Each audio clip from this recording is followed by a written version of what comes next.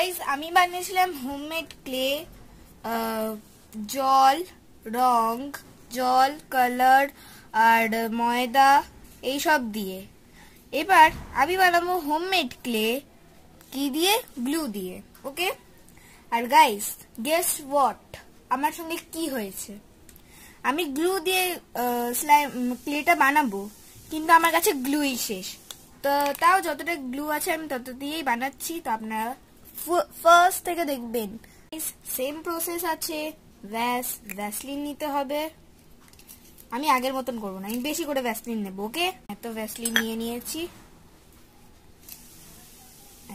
Guys আপনারা কোনো glue use করতে পারেন এটার মধ্যে, আমি অন্য গ্লু ইউজ করেছি।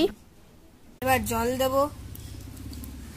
অল্প জল গাইজ, এন্ড মিক্স ইট। ও অ্যাকচুয়ালি আমি কালার ইউজ করছি, অরেঞ্জ কালার। আপনাদের ইচ্ছে মতন যে কোনো একটা কালার ইউজ করবেন। মিক্স, কালার দিয়ে মিক্স। এবার ময়দা মিক্স।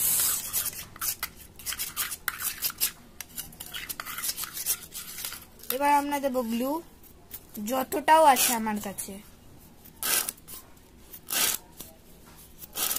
গাইস সরি বাট আমার কাছে বেশি গ্লু নেই, আর আমি আরো বেশি পরিমাণে দিতাম।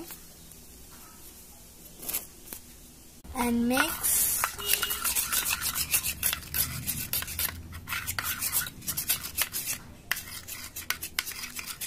মিক্স করে চলেছি গাইস।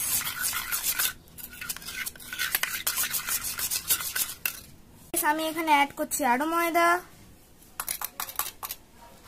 গাইস আমার কাছে বেশি গ্লু নেই, এই কারণে আমি গ্লু দিয়ে ঠিক মতন বানাতে পারছি না। কিন্তু গাইস প্লিজ আপনারা গ্লু দেবেন।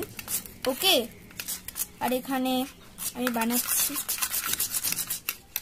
স্পট, আমি সব ময়দা দিয়ে দিচ্ছি। কারণ গাইস যদি আমি সব ময়দাই দিয়ে দিই তাহলে এই ব্যাটারটা আরো স্মুথ হবে আর ক্লেটাও ভালো হবে।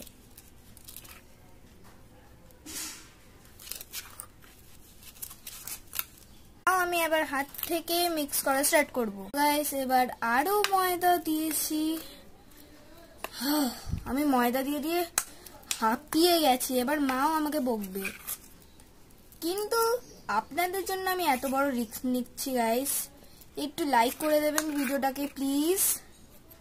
এবার মিক্স করতে করতে এই অবস্থা হয়ে গেছে ক্লেট। এবার আমি এটাকে কিছুক্ষণ শুকাতে দেবো।